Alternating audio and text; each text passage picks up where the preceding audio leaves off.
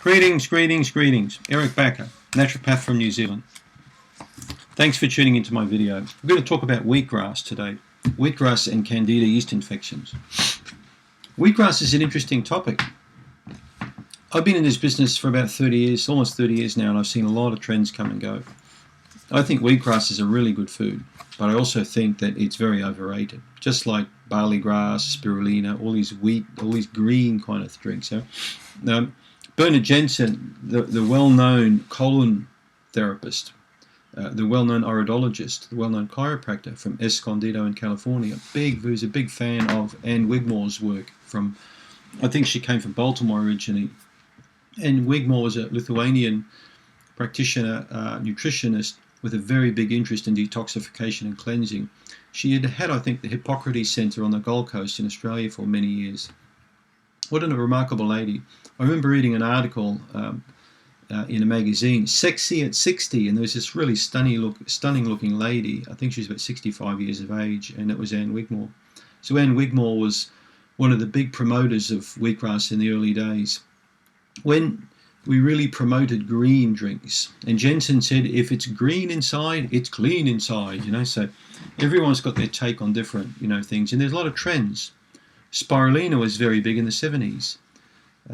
Wheatgrass became very popular in the 80s, particularly 80s and 90s. It was a very big thing there. Wheatgrass shots, and then a little bit later, the barley grass came in. So, you want me to be honest with you?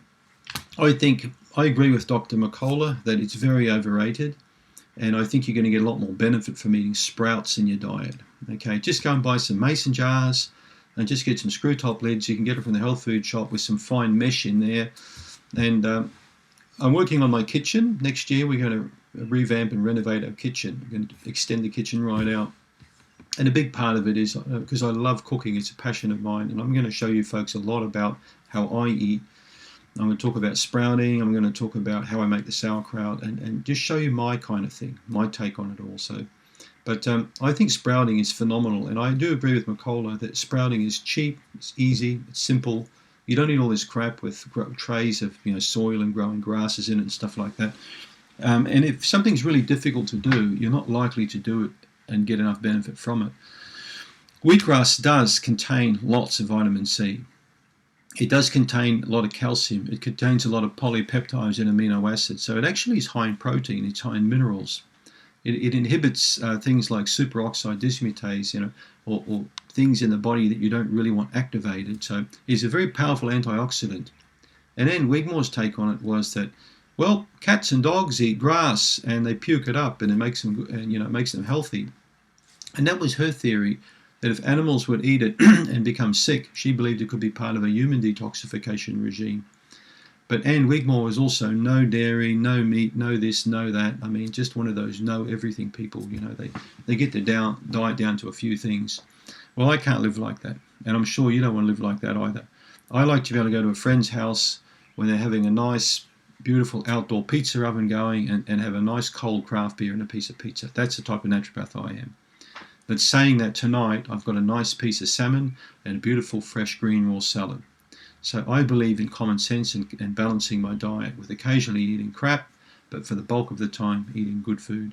Well, I wouldn't call craft beer and pizza crap, especially not when you're with a lot of friends and you enjoy their company. Right? So is wheatgrass good for candida? That's the question. Well, I think it certainly has a place, but I wouldn't say it's good for candida. I wouldn't say it cures candida or it's going to eliminate all the parasites and bugs in your body. But I think that when people do go to the extent of having green shots regularly, or actually growing their own wheatgrass, in containers and then juicing it, those people are very health conscious. And therefore I think it is good, because people who go to that trouble to do that usually don't drink alcohol, don't smoke tobacco, don't go down to Kentucky Fried Chicken and have greasy stuff. They're usually very health-minded people, very health-conscious people.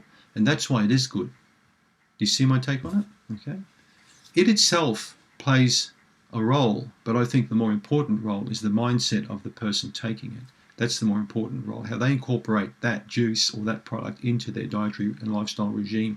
That's the important part. I really want you to understand that.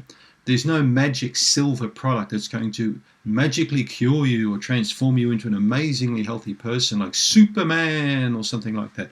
Don't start thinking like that, all right? I keep telling you folks on my YouTube videos, I've seen many people with very average basic diets that are in very, very good health. And I've seen plenty of people with the most anally clean, tidy diet that are as sick as can be too. So just by drinking wheatgrass juice is no guarantee you're going to live to 140 and never get a hemorrhoid, all right? Don't think like that.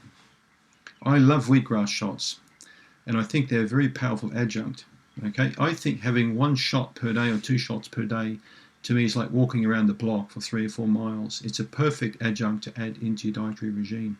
But will it cure Candida? If you take 3 gallons of wheatgrass juice a day, will you get rid of your cancer and arthritis? I don't think so. It doesn't work like that. Same as spirulina, which is a freshwater algae. There are a lot of people who swear by spirulina tablets, you know.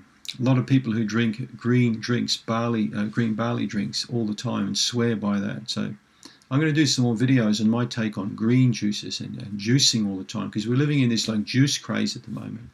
And I think a lot of people are overdoing these juices.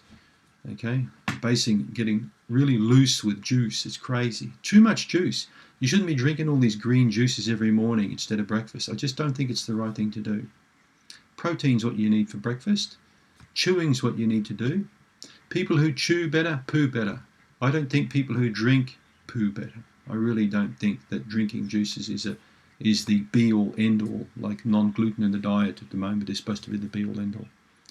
I know I'm raving on with this video, but just to basically summarize everything, wheatgrass juice is healthy. I will not deny that, but I don't believe it's going to cure Candida or eradicate it. People who take wheatgrass juice in regularly or daily tend to be very health conscious people, and it's the totality of all the things they're doing in their diet and lifestyle, including the wheatgrass, that will improve their health, not just those shots. Click on the link below if you haven't already got my report, and please don't forget to subscribe. Thanks for checking in.